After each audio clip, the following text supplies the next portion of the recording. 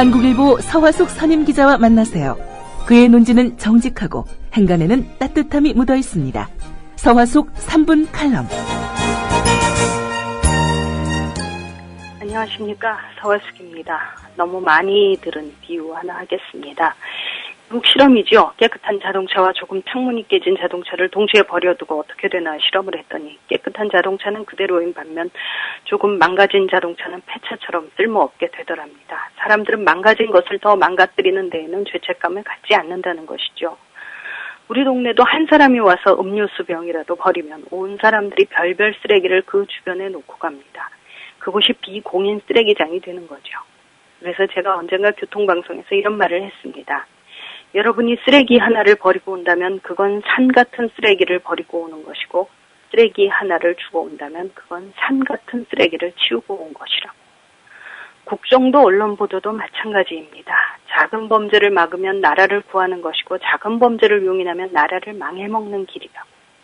똑바로 기사를 쓰면 세상을 구하는 것이고, 엉터리 기사를 쓰면 모든 이들을 지옥으로 빠뜨리는 것이라고. 작은 잘못이 드러났을 때 막지 않으면 완전히 망가져버리는 것은 어디나 똑같기 때문입니다. 국정원의 정치 개입이 정확히 언제부터 시작됐는지는 모릅니다. 2009년 5월 노무현 전 대통령이 세상을 떠났을 때도 인터넷 기사에 악의적인 댓글을 국정원 직원이 달았다니 그해 2월에 원세훈 전 국정원장이 부임하면서 시작된 것이라고 현재까지는 알려져 있습니다. 국정원이 댓글 공작만 한 것이 아닙니다. 온갖 곳을 헤집고 다니며 민간인 정보 수집도 했답니다. 오늘 한겨레 신문이 보도했습니다. 우리 동네 주차장을 반대하는 운동에도 국정원 직원이 왔다는 증언을 듣고 제 칼럼에 썼으나 국정원 직원인지를 직접 확인하지 못해 기관원으로 표현을 바꿔야 했던 것도 2009년 말이었습니다. 그러나 그가 감히 국정원 직원들을 이끌고 대통령 선거에까지 개입하는 것은 막을 수 있는 기회가 있었다고 봅니다. 이명박 정부는 이미 2008년부터 국무총리실의 공직윤리지원관실에서 민간인 사찰을 했습니다. 이게 드러난 것이 2010년 6월의 PD수첩 보도 덕분입니다.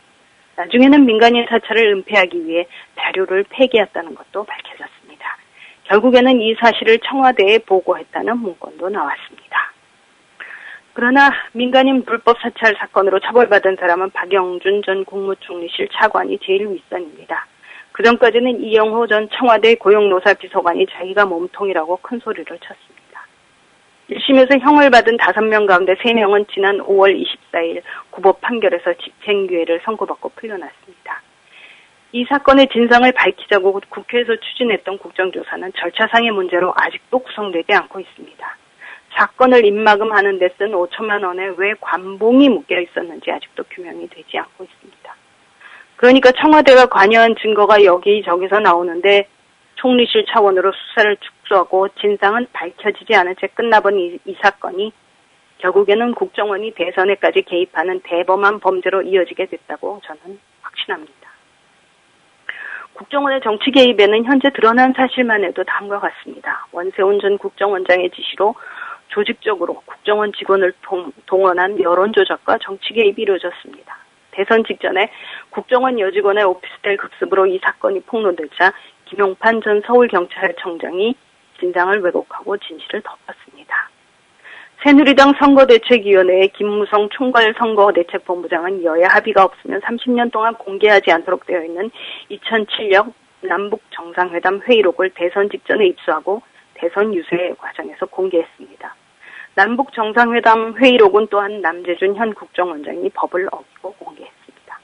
이것만으로도 남재준 국정원장은 즉시 파면감이며 김무성 의원은 수사를 받아야 합니다. 떤 박근혜 캠프가 조직적으로 대화록 누설에 관여했는지 그 수장인 박근혜 대통령은 책임은 없는지도 모두 조사를 받아야 합니다. 그러나 정작 기소가 된 것은 현재 원세훈 전 국정원장과 김용판 전 서울경찰청장과 이 사건을 폭로한 공익 제보자인 국정원 직원 2사람입니다. 경찰을 한 명이 더 어마어마한 범죄인데도 기사 대상에서도 민간인 사찰 때보다 더 줄어들었습니다. 민간인 사찰은 PD수첩이 폭로했지만 언론이 폭로했지만 이번 국정원 사건은 남재준 국정원장과 새누리당 의원들 스스로의 입으로 폭로가 된 상태입니다.